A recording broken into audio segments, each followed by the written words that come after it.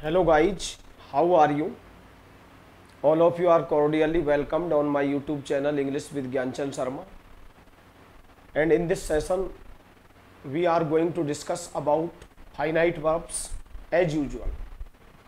तो इस सेशन में हम पहले की तरह फाइनाइट वर्ब्स पर डिस्कस करने जा रहे हैं कि फाइनाइट वर्ब्स क्या होती है। तो देखिए, मैंने आपको पहले भी अच्छे से बता दिया है कि फाइनाइट वर्ब्स वे वर्ब्स होती हैं, फाइनाइट वर्ब्स को हम प्रिंसिपल वर्ब बोलते हैं, और फाइनाइट वर्ब्स वे वर्ब्स होती हैं जो कि टेंस के अनुसार, नंबर के अनुसार, प्रोनाउन के अनुसार चेंज हो जाती हैं। ठीक है, और हम देखते हैं कुछ सेंटेंसेस के द्वारा। मैंने फर्स्ट सेंटेंस लिखा,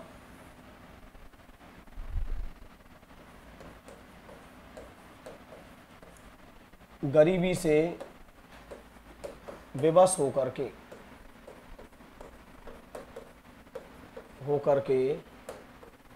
अनेक किसान प्रतिवर्ष आत्महत्या कर लेते हैं।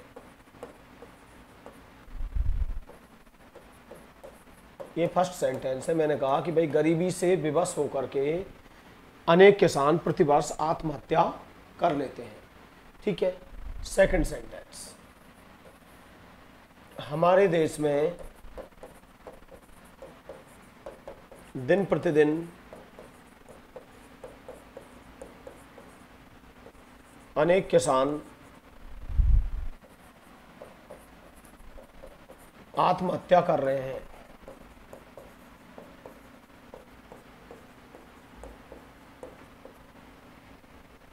हमारे देश में दिन प्रतिदिन अनेक किसान आत्महत्या कर रहे हैं। ठीक है, दूसरा सेंटेंस। थर्ड सेंटेंस ले लेते हैं हम। यहां ध्यान देंगे, इस वर्ष राजस्थान में अनेक किसान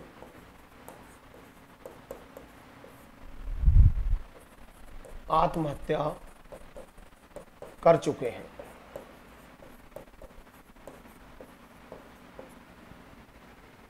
ठीक है, मैंने कहा गरीबी से विवश होकर के अनेक किसान प्रतिवर्ष आत्महत्या कर लेते हैं। हमारे देश में दिन प्रतिदिन अनेक किसान आत्महत्या कर रहे हैं। इस वर्ष राजस्थान में अनेक किसान आत्महत्या कर चुके हैं। और फोर्थ सेंटेंस, मैंने कहा कि रामलाल ने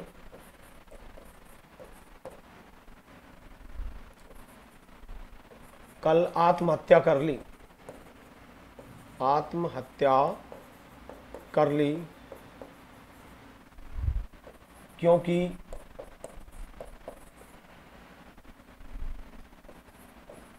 वह कर्ज में डूब गया था।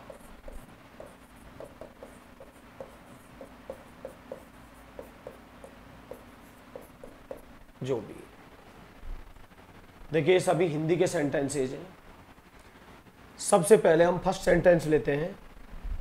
इसमें क्या दिया हुआ है, आत्महत्या कर लेते हैं, तो क्रिया हो गई करना, मेन वर्ब, जिसको हम क्या बोलेंगे, फाइनाइट वर्ब। कर रहे हैं, फाइनाइट वर्ब। कर चुके हैं, फाइनाइट वर्ब। आत्महत्या कर ली, फाइनाइट वर्ब। ठीक है, और मैंने I have told you very vividly, finite verbs are those verbs that are very apparently affected by the tense, number, pronoun and so on। तो फाइनाइट वर्ब वे वर्ब्स होती है जो टेंस, नंबर, प्रोनाउन, सब्जेक्ट इनके अनुसार change हो जाती है। ठीक है, अब देखिए इंग्लिश में एक टॉपिक होता है collocations.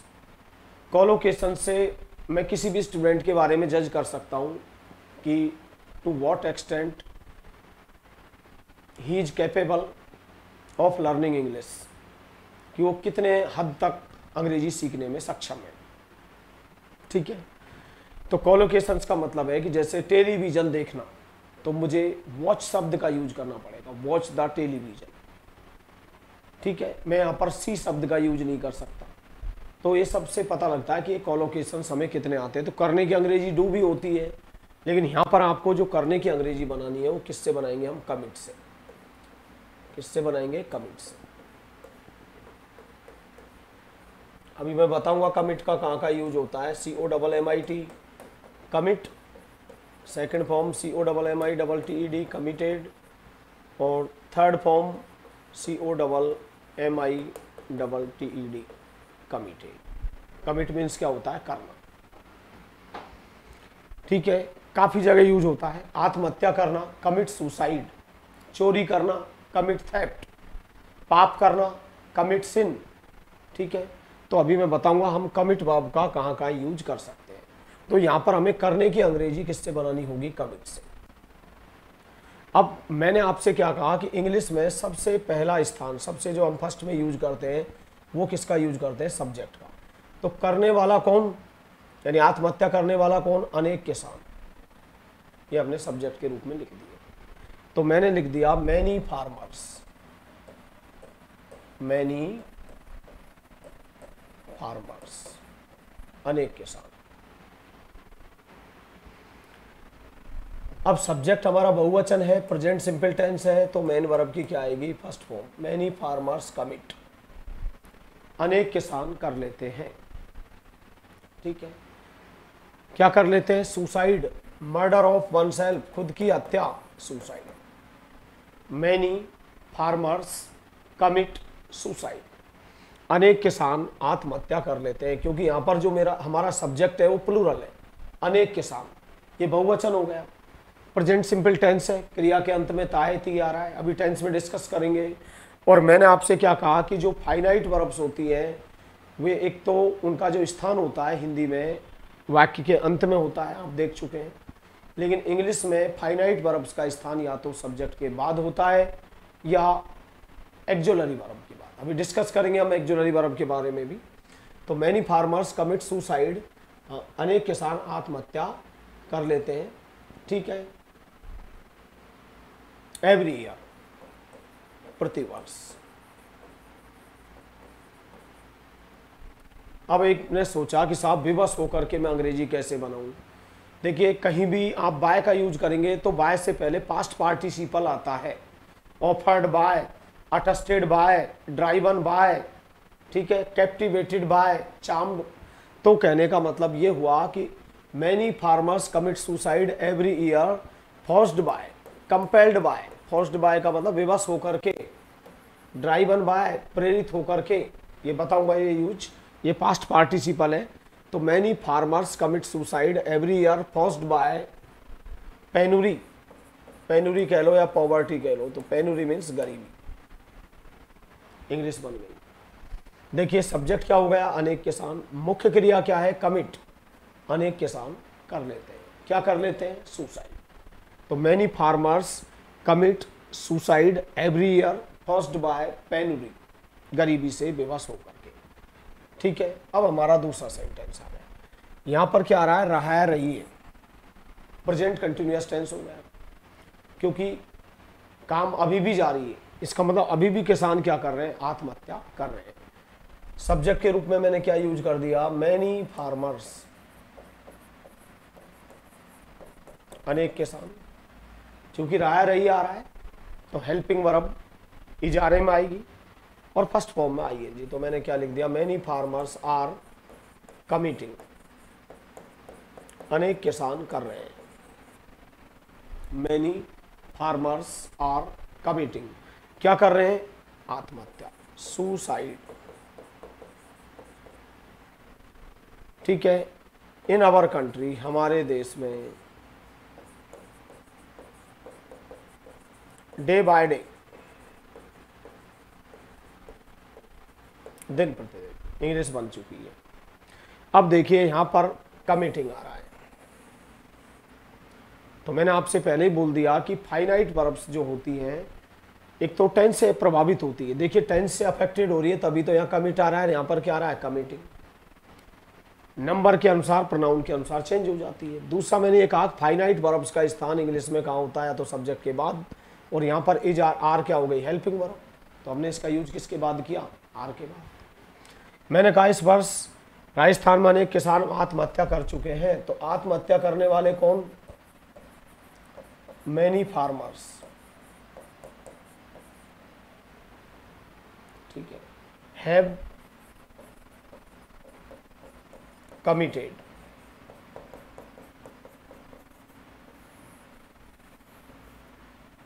Many farmers have committed, अनेक किसान कर चुके हैं, क्या कर चुके हैं? सुसाइड, आत्महत्या। ठीक है, दिस ईयर, इस वर्ष, इन राजस्थान,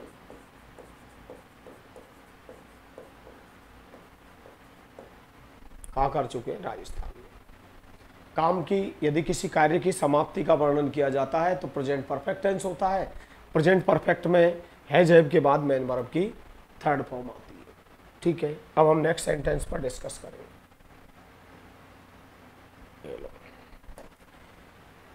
मैंने कहा कि रामलाल ने कल आत्महत्या कर ली।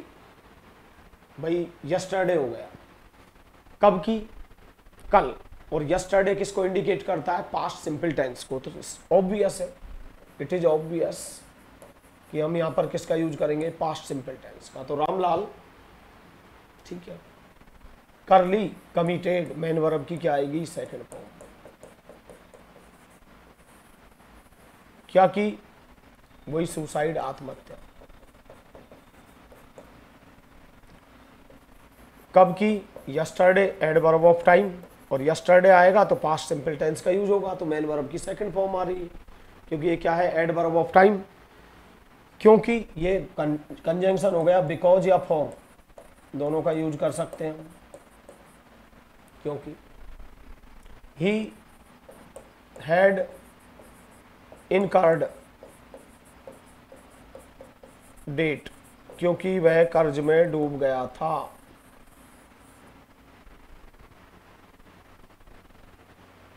तो आप देख चुके होंगे कि जो फाइनाइट, आप कहीं पे तो कमिट आ रहा है, कहीं पे कमिटिंग आ रहा है, कहीं पे कमिटेड आ रहा है, क्योंकि इंग्लिश में फाइनाइट वर्ब्स चेंज होती है, बाकी की सारी चीजें वही रहती है। ठीक है, अब ये आपकी ड्यूटी बनती है कि जितने भी आपके, देखिए आप फर्स्ट डे से मैंने बोला है अंग्रेजी सीखना शुरू कर दिया है। पैदल की इंग्लिश ऑन फुट होती है, टक्कर मारना नॉकडाउन होती है, स्थगित करना कॉल ऑफ होती है। तो ऐसे धीरे धीरे हमें अपनी वोकेबलरी को इन्हांस करना है। ठीक है, I have repeatedly touched upon the same point that you are to enhance your vocabulary if you want to have good command over learning English, because it is prerequisite condition for learning English. अब आपका ये responsibility बनती है, duty बनती है कि जो भी आपको नया मिले उसको आप जरूर गेन करने की कोशिश करें। तो हम यहाँ डिस्कस करने जा रहे हैं कि कमिट शब्द का यूज हम कहाँ कहाँ यूज कर सकते हैं। कमिट थेफ्ट, चोरी करना, कमिट थेफ्ट, चोरी करना। कमिट सुसाइड, आत्महत्या करना।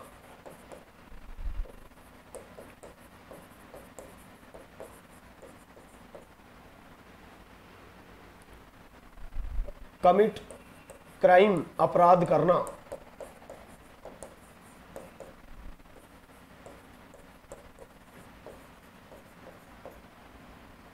कोई घिनौना अपराध करे, जैसे आजकल समाज में इस तरह के अपराध देखने को मिलते हैं, घिनौना अपराध जिसकी हर कोई निंदा करे, तो कमिट हेनस, हेनस का मतलब हेटफुल। कोई जघन्य अपराध करे तो भी कमिट शब्द का यूज आएगा, जघन्य अपराध करना, घिनौना अपराध करना, तो भी हम किसका यूज करेंगे? कमिट का। ठीक है, गलती करना, इसके लिए दो वर्ड यूज कर सकते हैं आप, कमिट अ मिस्टेक और make a mistake. Commit a mistake या मेक अ मिस्टेक, गलती करना। ठीक है, ये किसके लिए आएगा? गलती करने के।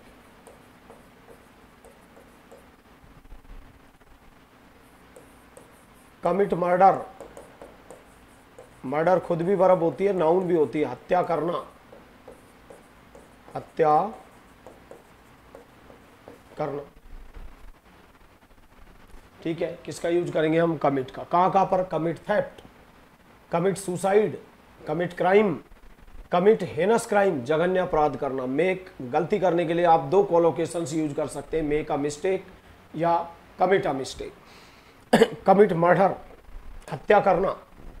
और देखिए आप, कमिट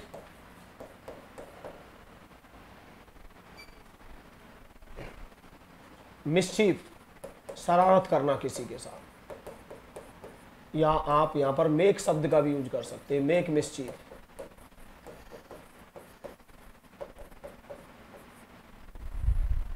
ये होता है शरारत करने के लिए।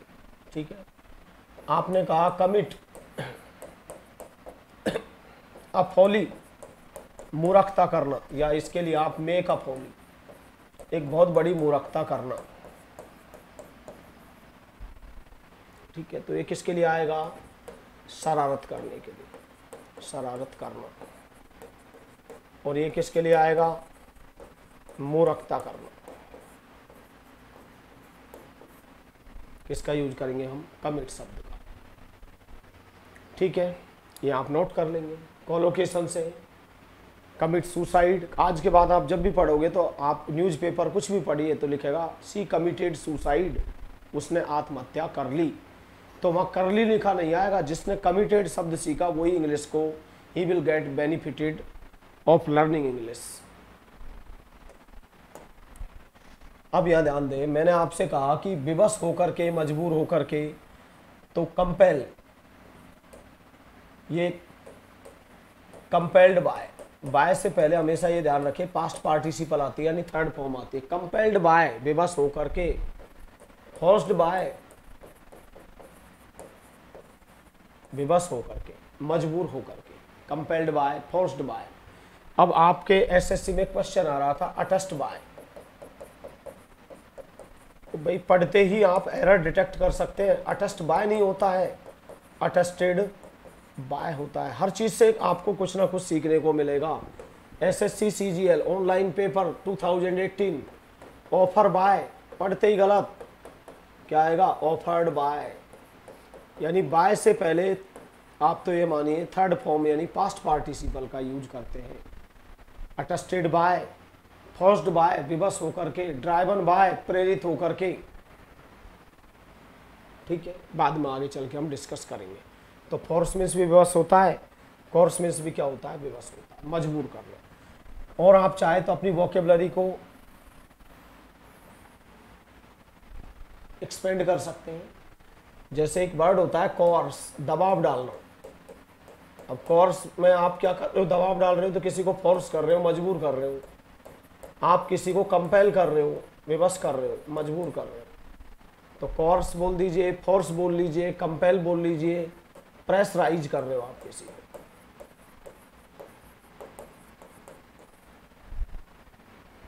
तो ये विवश की इंग्लिश हो गई, विवश या मजबूर की। ठीक है, अब हमारे एक वर्ड आया था डूबना। तो देखिए हिंदी और इंग्लिश में बड़ा अंतर है।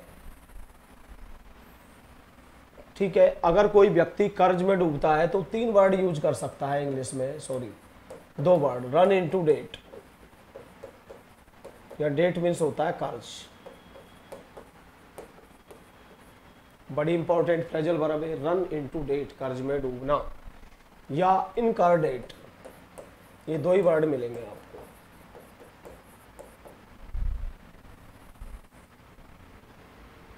ये डूबने की इंग्लिश बनानी है। अगर कोई जहाज, नाव डूबती है तो आपको सिंक वर्ब का यूज करना है। सिंक, डूबना, सैंक और संक। और यदि कोई व्यक्ति, जानवर, ये नदी, समुद्र में डूब जाए आदमी, तो आपको ड्राउन शब्द का यूज लेना है।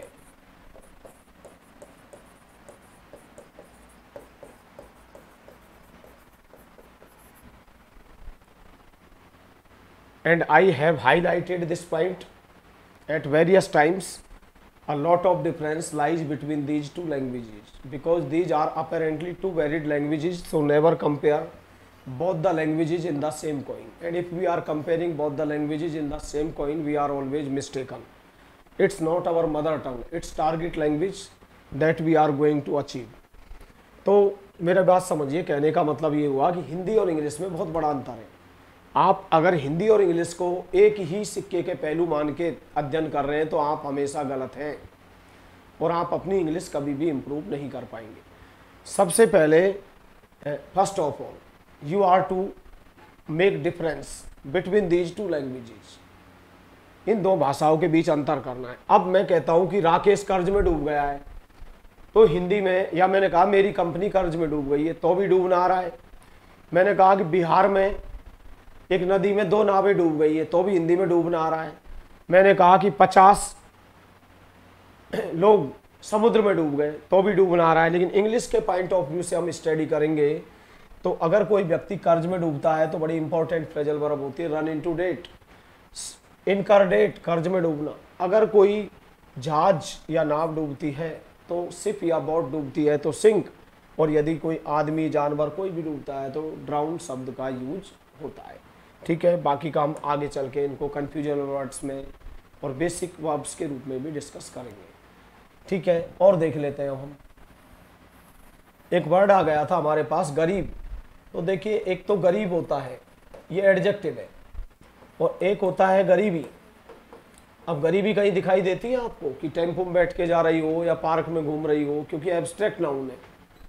तो देखो, आप इसका हिंदी में फायदा उठा सकते हैं। गरीब एक एडजेक्टिव शब्द है, गरीब एक एडजेक्टिव शब्द है, और जो गरीबी होती है ये एब्स्ट्रैक्ट नाउन है, भाववाचक संज्ञा। तो अंग्रेजी में एक पर्सोनिफिकेशन होता है, मानवीकरण अलंकार हमेशा पर्सोनिफिकेशन भाववाचक संज्ञा का ही किया जाता है। मैं आपको रीड के सिलेबस में बताऊंगा अच्छे से।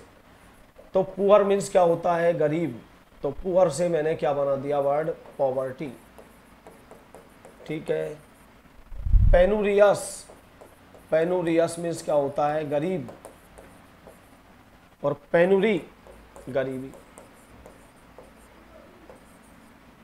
डेस्टिट्यूट गरीब, अभावग्रस्त, डेस्टिट्यूट। तो डेस्टिट्यूट से मैंने क्या बना दिया, destitution. There is much destitution in African countries. Africa के देशों में बहुत ज़्यादा गरीबी है। देखिए, एडजेक्टिव शब्द होता है और नाउन को क्वालिफाई करता है। जैसे मैंने कहा गरीब लोग, पुअर पीपुल, गरीब महिला, अब पुअर वुमेन, और ये तो दोनों में अंतर है। हम कभी ये नहीं कह सकते गरीबी महिला, गरीबी लोग, ये एडजेक्टिव है, ये एब्स्ट्रैक्ट नाउन है। डेस्टिट्यूट से हमने बना दिया डेस्टिट्यूशन। इंडिजेंट, इंडिजेंट का मतलब भी क्या होता है, गरीब।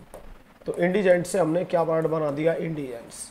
बचपन में हमारी एक आदत रही है, गंदी आदत की, एक वर्ड सीख लिया बस, पुअर मीन्स गरीब, पुअर मीन्स गरीब। और बहुत सारे, there are so many alumni who generally contact me for the sake of speaking English, but in reality nothing so.